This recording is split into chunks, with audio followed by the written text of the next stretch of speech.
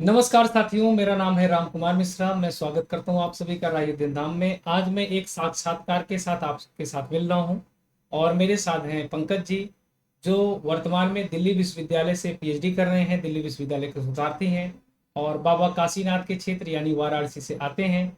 और मैं सबसे पहले स्वागत करना चाहूँगा। स्वागत है पंकज जी आपका। धन्यवाद सर।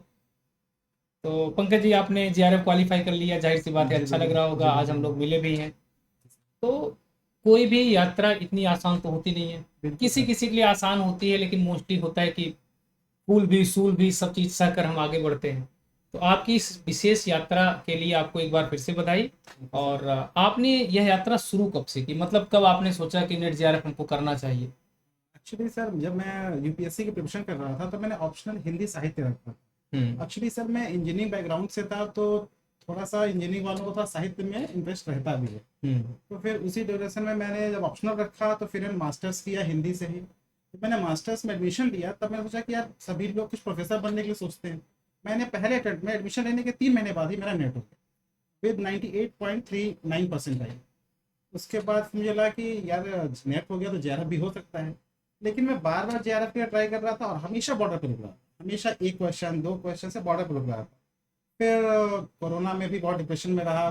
कोविड फैमिली में सभी को हुआ। फिर इन सब के बाद थोड़ा सा डिस्टर्बेंस हो गया लाइफ में। फिर मैंने दोबारा इस बार सोचा कि मुझे इस बार फाइनली इसको करना ही करना है। हम्म। फिर मैंने जनवरी में सोचा कि चलो प्रिपरेशन फिर से एक बार करते हैं, 1-2 महीने का टाइम है और कर लेते हैं तो शायद कुछ अच्छा हो जाए। तभी जब मैं पहले जहाँ पे संस्थान में था वहाँ पे मेरे साथी मिले और उन्होंने बताया कि यार राम सर का कुछ वीडियो जल्दी जल्दी तुम इससे कर सकते हो। हम्म। तो मैंने चूंकि पहले से टेक्स्ट थोड़ा पढ़ रखा था तो फिर सर की क्लास आने लगी और मैराथन भी शुरू हो गई थी उस समय। तो मैंने करीब करीब मैं पूरी मैराथन देखी और कुछ क्लासेस भी देखी। तो एक तरह से मेरा पूरा जो सिलेबस था वो बाइंड अप हो गया। पहले जो स्कैटर्ड फॉर्म में था वो एक साथ बाइंड अप हो गया। तो मुझे थोड़ा कॉन्फिडेंस तो आने लगा था कि इस बार हो जाना चाहिए। फिर भी कोई भी एग्जाम देने जाइए तो आपको जीरो से ही शुरू करना पड़ता है। एग्जाम तो कब अंदर है कब बाहर है कुछ उसका बहुत फिक्स नहीं होता है कि आप 10 बार के नेट हैं तो आपका इस बार भी हो ही जाएगा, ऐसा कुछ नहीं होता। फिर अच्छा, मैं ये बात आपने सही की, क्योंकि कई लोगों का क्या हुआ था कि पिछली बार जिससे नेट हुआ, इस बार नेट भी नहीं हुआ, उसमें सोचते बिल्कुल जेआरएफ बिल्कुल हो होता है जाएगा। सर, ऐसा बिल्कुल होता हाँ। है। बीच में मैंने भी एक बार दिया तो चूंकि मेरा यूपीएससी का पेपर और नेट का पेपर कुछ आगे पीछे पड़ गया था तो मैं पढ़ नहीं पाया था। एक बार मेरा नेट भी फंस गया तो मैंने कहा यार इसमें स्टेबल नहीं है, अगर आपने सही से नहीं करा तो हो सकता है नेट भी ना हो, क्योंकि बहुत कम मार्जिन का स्लैब है। 4-5 क्वेश्चन में नेट और जेआरएफ सब खत्म होता है आजकल। तो स्लैब बहुत थोड़ा है, तो अगर आप ये सोचे कि नहीं मेरा हर बार नेट हो रहा है तो इस बार भी हो जाएगा, ऐसा नहीं है। फिर सर के थोड़ा मैंने क्लासेस की तो मदद मिल गई मुझे बहुत ज़्यादा। मैराथन सारी मैंने की, बस इतना ही था कि मैं मैराथन अच्छे से की। मेरा पढ़ा हुआ था, सर की बहुत मदद मिली तो मैं जो थ्रेशोल्ड था उसको पार कर लिया। मैंने कहा चलो भाई ये बैरियर था, अब इसको निकला और मैं इसी बार जा रहा हूँ। सर अब मैं सर को कृतज्ञता जाहिर करता हूँ कि सर की वजह से ही हुआ है, इसमें कोई डाउट नहीं है। क्योंकि मैं हर बार रुक रहा था, हर हर बार 98-99 परसेंटाइल हो रहा था और फाइनल नहीं हो रहा था 11। लेकिन इस बार हो गया। सर आपको बहुत बहुत धन्यवाद इसके लिए। देखो, एक चीज़ और भी है कि जैसे आपने जो बदला स्वरूप है, उस पे पहले मेहनत की थी। जी और यूपीएससी में होने के नाते हम लोगों की पढ़ने की कैपेसिटी, और आपको जी शायद जानकारी होगी, मैं पहले ऑप्शनल ही रखा था। यूपीएससी अटेम्प्ट में देता था, तो मेरी रुचि ये हुई कि एक चीज़ ये होता है कि एक ऑप्शन के तौर पे हो जाएगा, क्योंकि यूपीएससी अनिश्चितता है, कब हो बिल्कुल कब ना बिल्कुल। हो। जेआरएफ होने पर ये हो जाता है, कहीं स्कॉलरशिप तो आने लगती है और हाँ एक थोड़ा बहुत ही है। बढ़िया स्टेबिलिटी हो जाती है, हमको ज़्यादा प्रेशर नहीं होता। तो एक बात ये बताइए, जैसे जो लोग तैयारी करते हैं, शुरुआत करते हैं, आपका तो ठीक है। जैसे जो शुरुआत करते हैं, आपने सिलेबस देखा, सिलेबस जी बहुत बड़ा है। जी लेकिन आप ये भी देखेंगे बहुत लोग हैं जिनको अभी जानकारी पूरी नहीं होती, सिलेबस तक नहीं पता होता। तो उनको अगर तैयारी शुरू करनी है तो वो कैसे तैयारी शुरू करें? सर उनके लिए पहाड़ जैसा जी सिलेबस जी आपने जी दोनों कवर बिल्कुल जी किया है। बिल्कुल बिल्कुल। एक्चुअली देखिए, जो भी तैयारी करता है मेरे लिए पहले उसका सजेशन ये है कि आपको सिलेबस प्रिंट कीजिए और सिलेबस को जितना है बार बार देख के याद कर लिया। सिलेबस अगर आपको याद है तो आपको माइलस्टोन सेट हो जाते हैं। जैसे पेपर 2 है, पेपर 1 में आपके 10 यूनिट है, पेपर 2 में भी 10 यूनिट है। तो आप पहले देखिए कौन से आसान यूनिट को आप कर सकते हैं। जैसे पेपर 1 यूनिट है, बहुत सारे हिंदी साहित्य के ऐसे बच्चे हैं जिनको मैथ स्ट्रांग नहीं है। क्योंकि मैं इंजीनियरिंग बैकग्राउंड से था तो मेरा तो मैथ ठीक था, तो मेरे मैथ की कभी गलती हुई नहीं कभी भी। तो आप एक काम करिए, 10 क्वेश्चन जो है मैथ और रीजनिंग बेस्ड जो आते हैं उस पर थोड़ा काम कर लीजिए। और बहुत डरने की जरूरत नहीं कि मेरा मैथ तो नहीं है ठीक है तो मैं इतना नंबर नहीं लाऊंगा। आप ये सोचिए ना कि आप 50 में नहीं करने जा रहे हैं, 45 में करने जा रहे हैं। तो अगर इस माइंड सेट से जाएंगे तो आपको 30 प्लस 32 35 तक आराम से पहुंच सकते हैं। पेपर 2 के लिए मेरा यही एक सजेशन है कि आप जैसे सिलेबस जो है 1 to 10 है, आप इसको 6 to 10 शुरू कीजिए, 6 to 10 पहले क्लियर कीजिए। 1 to 10 में 1 to 5 जो है उसमें बहुत लेंदी है। और 6 to 10 में भी एक चीज और इनको करनी चाहिए, पहले छोटा वाला पढ़ें। हाँ, मैं बिल्कुल यही बोलता हूँ, आपको सबसे पहले सेगमेंट कहानी खत्म करना है। हाँ कहानी का जो सेगमेंट है आप बड़ी ईमानदारी से कहता हूँ, आप 2 दिन में खत्म कर लें। बिल्कुल, डेफिनेटली 2 दिन का ही है दो वो। दिन हार्डली 2 दिन आप यूनिट कर लें। 7 पढ़ लें, 7 के बाद इनको यूनिट 8 पढ़ना 8 चाहिए। पढ़ना चाहिए, बिल्कुल और सही। 8 के बाद फिर ये 6 पे आए, 6 पे उपन्यास, उपन्यास उपन्यास भी में। अच्छा लगेगा। हाँ, उपन्यास जैसे आप क्या करिए, जैसे आपने कोई एक यूनिट पढ़ ली, बीच में एक उपन्यास पढ़ लिया। मैं ये बोल रहा हूँ कि जैसे आप पढ़िए चीज़ों को, टेक्स्ट को जब तक पढ़ेंगे नहीं, अब क्योंकि वो क्वेश्चंस ऐसे नहीं आ रहे हैं कि गोदान किसकी रचना है, ऐसे क्वेश्चंस तो आ नहीं रहे हैं। तो जब टेक्स्ट को पढ़ते हैं तो उनके पात्रों का डायलॉग्स पूछते हैं कि किस पात्र का ये डायलॉग है। तो जब टेक्स्ट पढ़े रहेंगे तो पूरी उपन्यास है, पूरी कहानी है, कविता, तो निश्चित तौर पे आपको बहुत मदद मिलने वाली है। क्योंकि मैंने इस स्ट्रेटजी को फॉलो किया। और मैं एक और चीज़ कहना चाहता हूँ, बहुत सारे लोग, हम लोग निबंध को जो है बहुत बढ़िया से नहीं पढ़ते हैं। और निबंध इतने करीब करीब के उसमें कन्फ्यूजन है, इतने सिलेबस में, ऐसे जो सिलेबस में आपके निबंध हैं उसमें बहुत बारीकी बारीकी से अंतर है। आपको पता है, सौंदर्य बार बार शब्द आ रहा है, जैसे हम कीवर्ड्स देखते हैं ना, तो निबंध में पता चला हर निबंध में सौंदर्य आ रहा है, या फिर कुछ दिल जैसे दिल्ली। लेकिन एक बात और भी है, ये जो बारीकी है ना, ये एक बार पढ़ने पे नहीं समझ नहीं, आती। बिल्कुल सर। जब हम एक बार सब पढ़ लेंगे, जब दोबारा तिबारा उसे पढ़ते हैं, तो तब हमको वो डिफरेंस समझ आता जी है जी कि जी ये शब्द यूज करते हैं और उनका ये शब्द, क्योंकि सबका एक लहजा जी जी, होता है। लहजा होता वो है। पकड़ में तभी आती है जब हम 2-3 बार पढ़ते हैं। हम्म, लेकिन एक बात ये बताइए, जैसे सिलेबस लेंदी है, बहुत लोगों के पास वर्किंग होती है, इतना नहीं समय होता फर्स्ट और सेकंड दोनों ही यूनिट को और इतने अच्छे से करें, उनके लिए क्या वो कैसे कर सकते हैं? ये इसके लिए कि बढ़िया ऑप्शन है, आप सर से मिलिए, सर को एकदम बहुत जल्दी जल्दी करवा ही देते हैं, बहुत कम टाइम में भी करा देते हैं। पर फिर इसका इसका सलूशन यही है कि आप जैसे मान लो कहीं जुड़े हुए हो, मान लो मुझसे जुड़े हो या नोट्स आपके पास है काम भर का, उससे आप एक मेमोराइज कर सकते हैं। लेकिन बिल्कुल हाँ, आप 100% में नहीं पहुंच सकते। बिल्कुल आपका जो प्रोसेस है वो 95% वाला है बिल्कुल कि हम लगा सकते हैं। लेकिन इस पे क्या है कि मान मान लेते हैं, अगर 1 से 5 तक 50 प्रश्न आ रहे हैं, उस पर हमारी 45 पकड़े। अगर 6 से 10 तक 50 प्रश्न आ रहे हैं और 50 प्रश्न में हम अगर 25 भी कर रहे हैं, तो भी हम JRF तक पहुंच जाते बिल्कुल हैं। बिल्कुल क्योंकि उतना समय नहीं देने का भी वो निकालना चाहिए, नहीं तो पता लगे कि अब 6 से 10 ही पढ़ रहे हैं, बाकी यूनिट गायब हो गया। तो ये भी समझ सकती बड़ा है। जैसे आप हैं, आप यहाँ यूपीएससी कर रहे थे, हमारे आपके लिए पढ़ना आसान है। लेकिन सोचो जो मतलब हाउस वाइफ है, जो जॉब वाले, उनके लिए थोड़ा कठिन है। हाँ। लेकिन उसमें भी जैसे आपने कहा कि यूनिट 7 पढ़ लो, यूनिट 8 पढ़ लो, 6 को अच्छे तरीके से कर लो, 9-10 कम उतना नहीं हो पाए, लेकिन फिर भी आप अनुमान लगा सके। एक ओवरव्यू तो आपको मिल ही जाए, मतलब कुछ सबके बारे में कहने का सेंस है कि JRF निकालना है तो सबका कुछ कुछ और कुछ का सब कुछ। मतलब जैसे आप कहानी है तो कहानी में से क्वेश्चन गलत करना ही नहीं है। नाटक आपके लिमिटेड है, सॉरी, नाटक लिमिटेड है कभी, और जो निबंध है वो बहुत लिमिटेड है।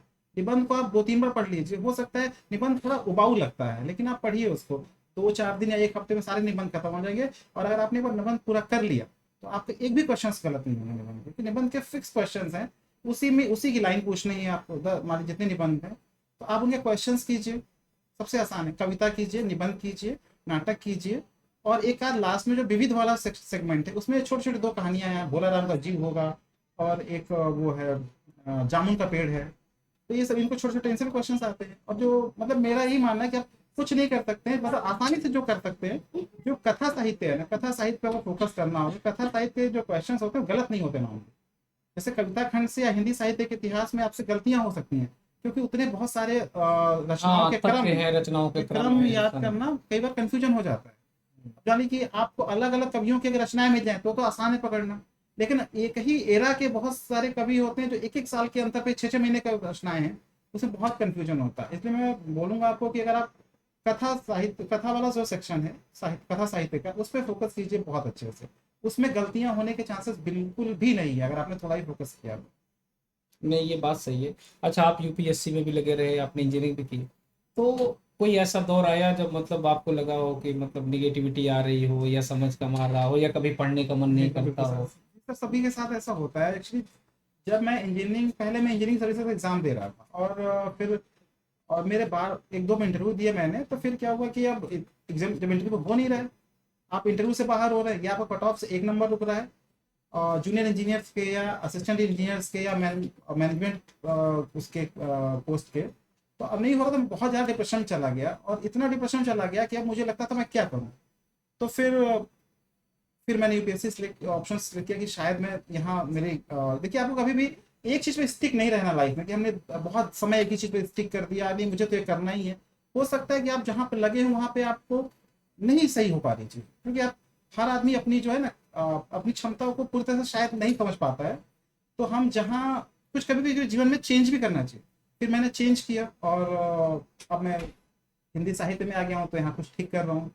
तो अब तो आपका जेआरएफ हो गया, पीएचडी भी हो रही है, स्कॉलरशिप भी आने लगेगी। हाँ सर इसके जी। पहले कोई चयन या मतलब इसके पहले अभी आपने तैयारी करने के इस दौरान जैसे आपको सफलता जी मिली, जी जी तो कितने वर्षों की मेहनत है, मतलब डायरेक्ट जेआरएफ की नहीं, सफलता की और कैरियर की, जैसे आपने कंपटीशन में आए किसी भी यूपीएससी में वैसे, जी जी। तो लगभग कितना समय लगा आपको? देखिए इसका जो पैरामीटर सेट बहुत मुश्किल है कहना कि कब से तैयारी, क्योंकि हम बचपन से ही सीखते जाते हैं।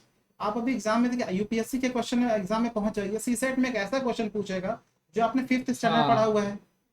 तो ये नहीं कह सकते कि आपकी 6 महीने की तैयारी है, आदमी जीवन का पूरा एक्सपीरियंस काम ये आता है तो किसी सही बात है, तैयारी हमारी सच में वो कॉलेज वाली होती, स्कूल वाली ही स्कूल वाली होती है, होती है। उसी को लेके हम आगे बिल्कुल बढ़ते हैं, बिल्कुल। टेंथ बेसिस जी पे वही बिल्कुल। होता है। जो जो मुख्य पढ़ाई होती है ना, आप 9वीं 10वीं की जो 8वीं 6वीं से 10वीं तक की पढ़ाई है, वो मुख्य पढ़ाई है, बाकी सब पढ़ाई उसका एक्सटेंशन है। उसका एक्सटेंशन, उसी को मॉडिफाई करके हम आगे बढ़ाते चले जाते हैं। तो अब आगे क्या प्रोग्राम है? अब तो पीएचडी में यूपीएससी वाला देना है। नहीं, अब तो सर मैं इस समय हायर एजुकेशन के लिए फोकस्ड हूँ, क्योंकि अब मुझे लग रहा है कि मैं ये इतना कुछ हो गया है, तो अब शायद कुछ अच्छा ही होगा हायर एजुकेशन में, तो हायर एजुकेशन के लगा हूँ।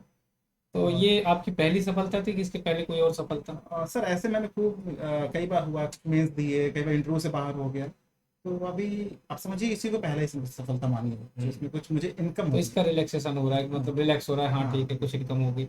और सबसे बड़ी बात क्या है कि आपका पीएचडी में हो गया है, हाँ। तो इससे ये हो गया कि इनरोल हो गया है, अब तो भाई ठीक ठाक वही, हो जाएगा, 4-5 साल को और इतने एक अच्छे संस्थान में होने का एक अच्छे फायदा मिलता संस्थान है में। आपको, अच्छे लोग मिलते हैं यहाँ। तो मैं और मिलूंगा एक बार इनसे, पीएचडी के बारे में हम लोगों की बात भी हुई है, क्योंकि पीएचडी कैसे करें, जेआरएफ के बाद आप देखेंगे जी जी। ग्रामीण अंचल से लेके बहुत सारे विद्यार्थी मेहनत करके पास तो हो जाते हैं, लेकिन पीएचडी में कैसे एडमिशन ले, आगे क्या प्रोसेस होता है, इस पर जी भी उनको समस्या जी होती जी है। जी। तो हम लोग इस पर भी आगे मिलेंगे। और आगामी विद्यार्थियों को कुछ आप संदेश देना चाहें, क्योंकि आपने एक अच्छी तैयारी की और एक अच्छी फील्ड में रहे और एक अच्छे अनुभवी भी हैं, आपकी बातों से ही लग रहा होगा, क्योंकि जिन बातों को सूक्ष्म विश्लेषण कर रहे हैं वो एक जाहिर सी बात है, सब विद्यार्थियों के बस की बात नहीं है। ये कहते हैं ना कि जिसके पाँव न फटी बेवाही, वो क्या जाने पीर पर आई। तो इन्होंने उस चीज को भी देखा, पुरानी को भी और नई को भी देखा, और बहुत अच्छा विश्लेषण किया। तो आगामी विद्यार्थियों को जो तटस्थ रहकर, जो जीरो से शुरू कर रहे हैं अगर, तो उनके लिए आप जरूर कुछ बताएं कि उनको लाभ मिले। अगर आप लोग नेट जेआरएफ की तैयारी करना चाहते हैं, तो मेरा सजेशन है कि आप टेक्स्ट पढ़ना शुरू कीजिए। जब तक आप टेक्स्ट नहीं पढ़ेंगे, तो आप सोचिए कि एग्जाम के 15 दिन पहले मैं अचानक से कोई एग्जाम निकालूंगा, बहुत टफ है।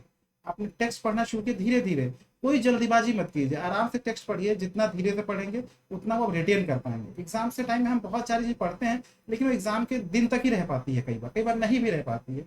वहां जाके और भूल जाते भूल हैं, क्योंकि जाते हैं, वहां पे कंफ्यूजन होता डर है, रहता है पूरा पूरा एकदम। हौच पौच हो जाता है। तो फिर आप उसको मेरा ये कहना है कि आप चीज़ों को पढ़िए, टेक्स्ट को पढ़िए, और क्वेश्चंस लगाइए जो प्रीवियस, जैसे कोई आप टेक्स्ट पढ़ते हैं, तो उस पर देखिए कि उस टेक्स्ट से कितने क्वेश्चंस आए हुए हैं पहले, तो आपको एक तरह से कॉन्फिडेंस बिल्डअप हो जाएगा कि यार जैसे मैंने गोदान उपन्यास पढ़ा, इससे तो ये 30 क्वेश्चन ही बार बार रिपीट कर रहे हैं।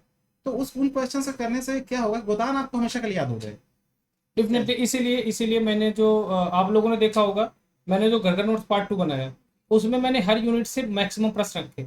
अब जरूरी नहीं वो प्रश्न डायरेक्ट आए, लेकिन ये होता है कि जैसे हमने प्रश्न कर लिया, जैसे आपने गोदान से बताया, हम लोग घटना चक्र देखते थे जी पहले, जी यूपीएससी में जी आती जी। थी, तो एक टॉपिक से जितने प्रश्न बन सकते थे वहां होते थे। तो अगर कोई और भी आता था, तो हम वहाँ कॉमन सेंस लगा लेते थे, ये तो हाँ, होगा नहीं, ये तो होगा नहीं, तो ये हाँ वाला बिल्कुल से हो एलिमिनेशन जाएगा। मेथड से भी हो तो जाता ये है। भी चीजें होती हैं, अगर आप एक बार प्रैक्टिस कर लिए हो, अगर एक एक यूनिट से 200, 300, 400, 400 प्रश्न, तो आप डेफिनेटली वहां पे सही तरीके से जा सकते हो। जी और बिल्कुल। एक मैं संशोधन करना चाहूंगा कि जैसे इन्होंने बताया कि यूनिट 6 से 10 पर पढ़िए, बिल्कुल डेफिनेटली पढ़िए, लेकिन हाँ 18 से 22 तक के पेपर को देख लीजिए। आप देखोगे तो अगर नाटक है तो उसका क्रम पूछा जाता है, हाँ, कितने अंक हैं, अंकों का क्रम, या मुख्य कथन। अगर आपका डिवाइडेशन हुआ है निबंध का, या उसमें कितने पार्ट हैं जैसे कितने पार्ट हैं? उपन्यास का, तो वो इस पे जरूर ध्यान दें, जी और ये बिल्कुल। आपको पुराने प्रश्न पत्र ही जी बताएंगे। तो बिल्कुल। जब भी नई तैयारी शुरू करें, तो 2018 से लेके नए वाले कम से कम 23 तक के इनके प्रश्न को 3-4 बार सॉल्व कर जी लेना चाहिए। तब जब ये पढ़ना चालू करेंगे तो इनको आसानी होगी कैच करने में कि कैसे प्रश्न आते हैं। ठीक है, तो बहुत अच्छा लगा, और बाकी फिर मैं मिलूंगा, आपको फिर मिलाऊंगा, और आज के लिए बस इतना ही। आप लोग भी अपनी तैयारी करें, मेहनत करें। सफलता संघर्ष की दासी होती है, जो कोई मेहनत करेगा उसे अवश्य मिलेगी। हाँ, थोड़ा सा समय लग सकता है लेकिन मिलेगी जरूर। शुक्रिया सभी का, धन्यवाद।